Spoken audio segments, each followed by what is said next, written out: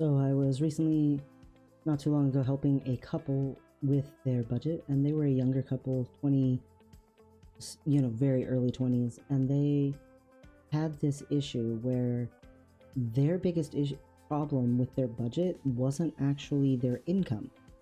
And usually you can say, oh, this person, if they just earned more, they'd be doing great.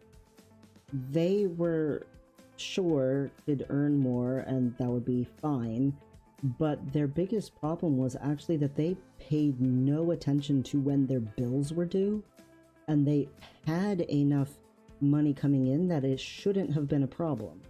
But because of when bills were coming out of their account, they wouldn't have enough in there and they'd get overdraft fees, or they'd get late charges because they couldn't pay their rent on time, or they would not go to an appointment and then they'd get a late charge for missing the appointment. They were $477 a month in debt, in the red, and almost all of it was fees.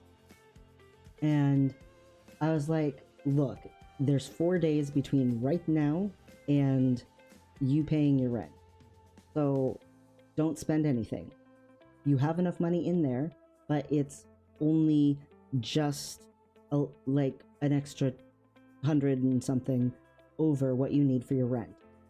Instead of getting charged a late fee on your rent, just don't spend anything for the next 4 days.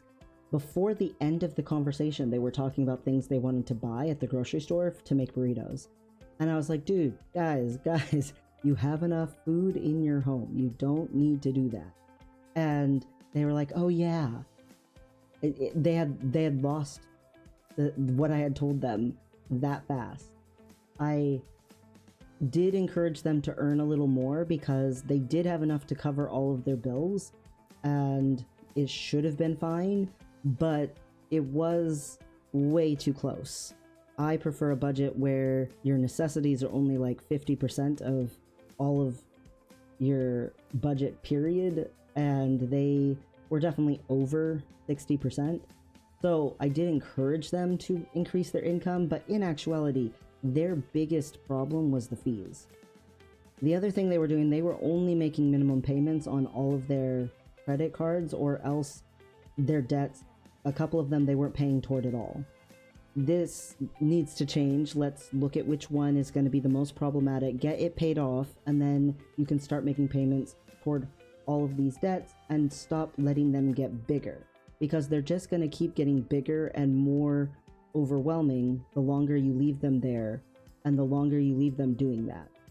So you need to be making some sort of minimum payment toward all of them. Choose what that minimum payment is, and then you need to pay attention to the fact that as you get rid of them, that frees up more money for you to get rid of the other ones, and eventually you'll get rid of all of the debts, and then that money will just be yours to use, because part of their income was just, yes, getting eaten up by all the fees, but also part of their income was getting eaten up by the fact that it felt like, why even bother putting that toward debt? We'll always be in debt. And so giving them an idea of how soon it could be they could pay off one of their debts and just completely have it gone really made them a little bit excited. I did encourage them to increase their income just a little bit, but only a little bit. Like, they really didn't need to increase their income a ton. They needed to pay attention to when big bills were coming out and not spend right before that. And they needed to go to their actual appointments, or else call at least 24 hours in advance and say, hey, I'm not going to come to this appointment. They needed to stop with the fees, and then they needed to actually make payments toward their debt. They were very surprised it was that simple. I think they thought that I was going to be super on their case and that I was going to say, oh yeah, it's going to take 6 years for you to ever accomplish anything or something. Like, they had this really somewhat self-defeated already mentality about it, but I find that's pretty normal with young people when I go to help them with their budgets. And it was just so interesting to me that I don't normally encounter someone who has that high of monthly fees coming out. So I never made a video on it before because I hadn't encountered it before in all these years. I've encountered people who had fees, but not where the fees were like $500 a month.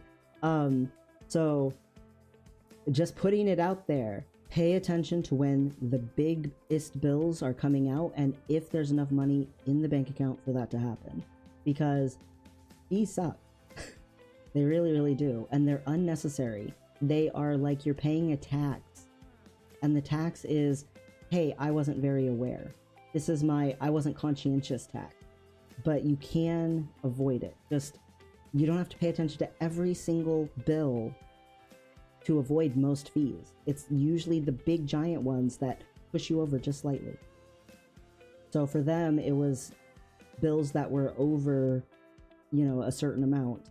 And they just happened to come out on the days that were like 2 days before they got paid.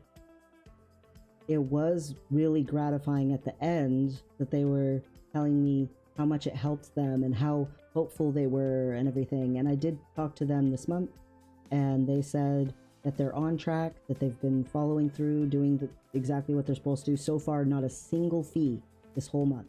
I was very happy for them. I was very proud of them. I told them, you keep that up and in 2 months, you're literally going to be done with being in the red.